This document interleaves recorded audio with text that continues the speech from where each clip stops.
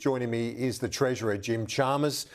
Just having handed down your fourth budget, the Coalition has said it's not going to support your tax cuts. I'll read a little of the statement from Angus Taylor. He says, Labor's cruel hoax tax changes failed to restore the standard of living you've lost after 3 years of Labor. The Coalition will not support these tax changes that do nothing to address the collapse in the living standards under Labor. What's your reaction? Well, it proves once and for all that the Coalition don't support cost of living relief for Australians doing it tough. This is the approach they took when we introduced a tax cut for every Australian taxpayer from July last year. Peter Dutton got so angry about it that he called for an election over it. They have opposed our cost of living relief at almost every turn, and true to form, they're doing it again. And what this means is that if Peter Dutton and the Coalition win the election, Australians will be worse off. What if Peter Dutton goes further than you on Thursday? Well, let's see it. Reply. Let's see it. They've been in opposition now for almost 3 full years, and they're yet to come clean on a single costed, coherent or credible economic policy. All we know now is that they want every Australian taxpayer to be worse off as a consequence of their decision. If they win the election, they are telling the Australian people that Australians will get less help with the cost of living at a time when they need these topped-up tax cuts in combination with all of the cost of living relief that I detailed tonight. But they could potentially go further than you. If they did, how would you respond if they give more generous tax relief? Well, they're yet to come clean on any economic policies, and so I'm reluctant to engage in hypotheticals. Who knows? The most important task for Peter Dutton and Angus Taylor this week is to come clean on how they'll fund $600 billion worth of nuclear reactors, what that means for Medicare and pensions and payments.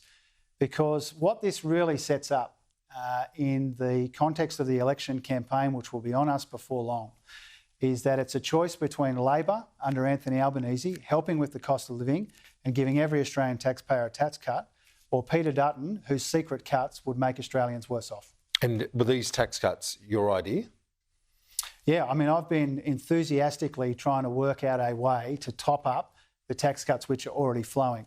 And I know that in isolation, these tax cuts are relatively modest, but in combination, 3 tax cuts will provide an average tax cut of about $50 a week.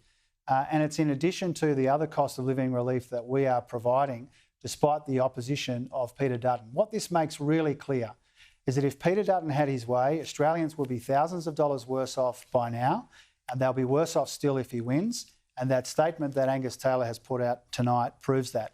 This will be a cost of living election. Labor's got tax cuts for every Australian taxpayer. The Coalition under Peter Dutton opposed that. That means Australians will be worse off if they win. You say it's modest. Do your tax cuts, though, risk being mocked? The Liberal Party and Angus Taylor saying 70 cents a day in a year's time is not going to help address the financial stress families are under. Well, they're proposing... Are you at risk of having the tax cuts being mocked as, the sandwich and milkshake tax cuts were all those years ago? Well, first of all, the Coalition is currently proposing less than that amount of help. Secondly, what these new tax cuts do in the budget tonight is they top up the tax cuts which are already flowing. So we've now given 3 tax cuts to every Australian taxpayer. In combination, it means on average about $50 a week. Even the new parts are about $10 a week. We understand that's modest. We're doing as much as we responsibly can. The Coalition would do even less, and that means Australians would be worse off. What's in the budget for business?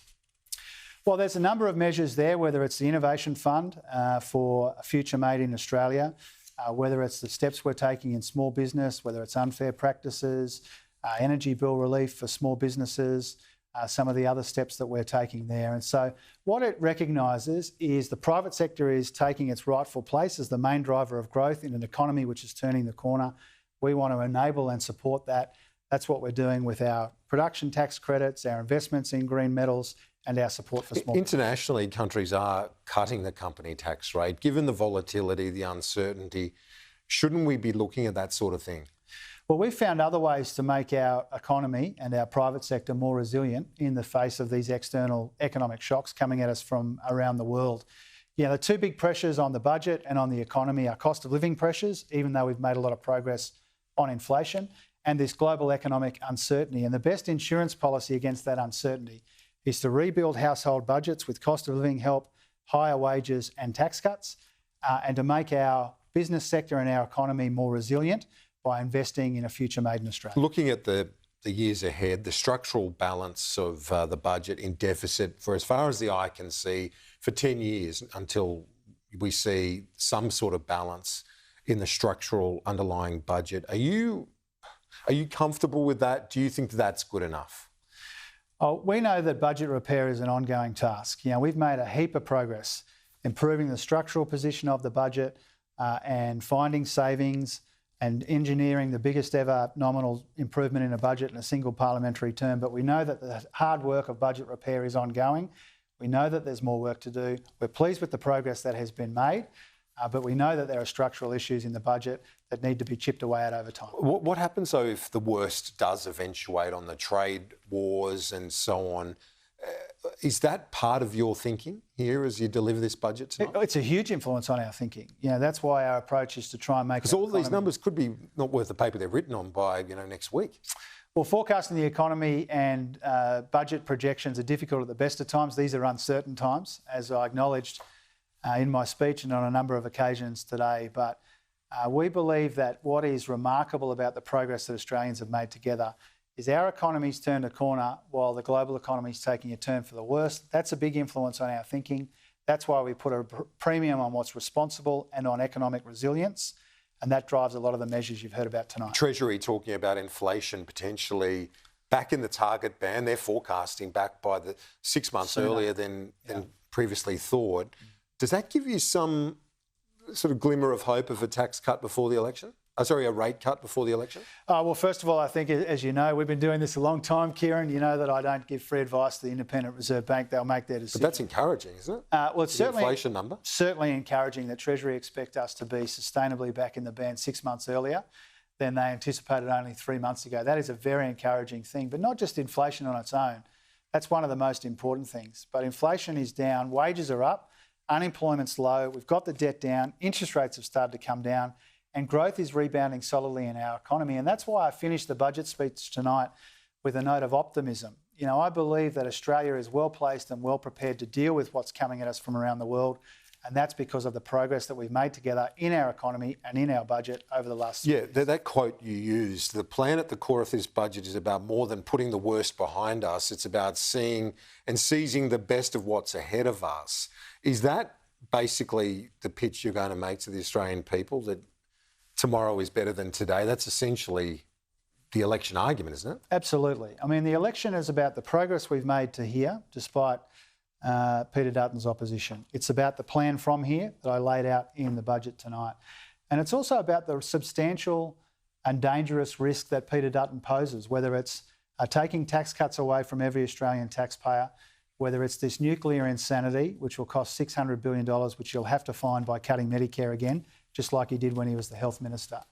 He poses a big risk. So the election campaign is about progress, it's about the plan, and it's about risk of the alternative. And if you win the election, whether as Treasurer or as Prime Minister in the next term, do you see scope for major generational structural reform?